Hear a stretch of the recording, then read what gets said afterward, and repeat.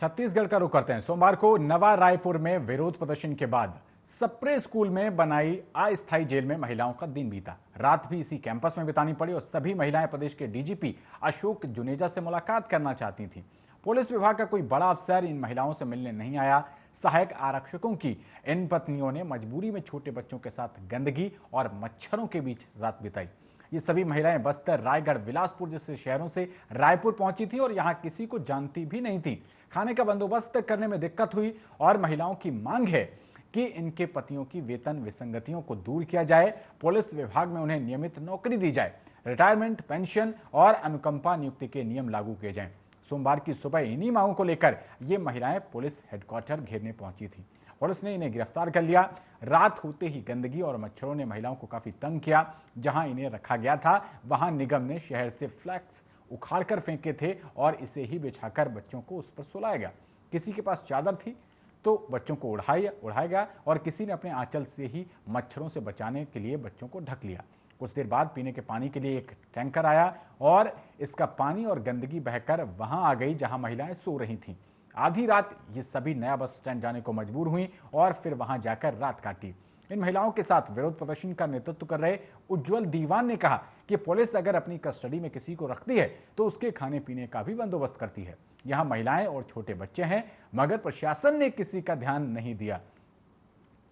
नहीं रखा और दीवान ने कहा कि हम जैसे तैसे अपने स्तर पर व्यवस्था कर रहे हैं। महिलाएं डीजीपी अशोक जुनेजा से मुलाकात करने की मांग करती नहीं, मगर कोई जिम्मेदार इनसे मिलने नहीं आया।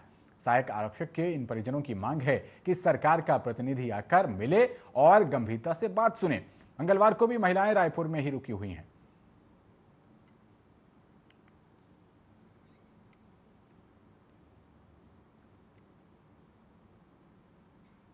बुलेटिन में आगे बढ़ते हैं। नगरीय निकाय चुनाव के दौरान नामांकन का अंतिम दिन बीजेपी के लिए ब्लैक मंडे बनकर सामने आया। बीजेपी के 2 प्रत्याशी मैदान छोड़कर भाग निकले और सबसे पहले सेक्टर 5 से बीजेपी के प्रत्याशी सूर्यकांत देवांगन ने चुनाव लड़ने से मना किया। उन्होंने एक दिन पहले ही पार्टी नेताओं को लिखित में दे दिया था कि वो पार्षद चुनाव नहीं लड़ना चाहते हैं। फिर नाम वापसी के अंतिम दिन उम्मीदवारी से अपना नाम वापस ले लिया और बीजेपी ने शैलवाला साहू के नाम बी फॉर्म जारी कर उन्हें अपना प्रत्याशी घोषित किया। इसके बाद वार्ड 19 राजीव नगर सुपेला से अजितेश सिंह मैदान छोड़कर चल दिए।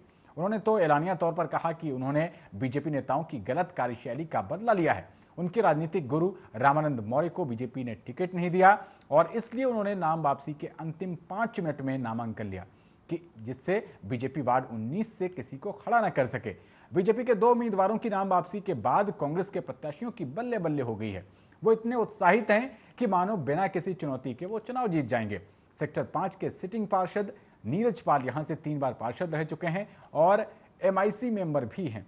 ऐसे में कहा जा रहा है कि उनकी जीत अब लगभग तय है। वहीं वार्ड 19 से कांग्रेस उम्मीदवार राजेंद्र अरोड़ा भी पुराने दिग्गजों में से एक हैं। उनकी भी जीत तय मानी जा रही है। राजेंद्र अरोड़ा का कहना है कि जीत उनकी भले ही तय है, लेकिन वो चुनाव लड़कर ही जीतना चाहते हैं।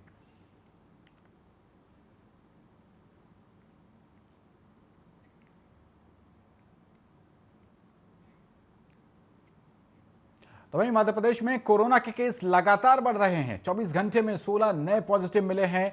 10 दिन बाद इंदौर में सबसे ज्यादा 8 कोरोना केस आए हैं। भोपाल में 6 कोरोना पॉजिटिव मिले हैं। यहां एक 84 साल की महिला की मौत भी रिपोर्ट हुई है और इसके अलावा जबलपुर में 2 केस हैं। Jabalpur tourism promotion of council के सीईओ हेमंत सिंह के बेटे की शादी में आया जर्मन युवक कोरोना पॉजिटिव निकला है।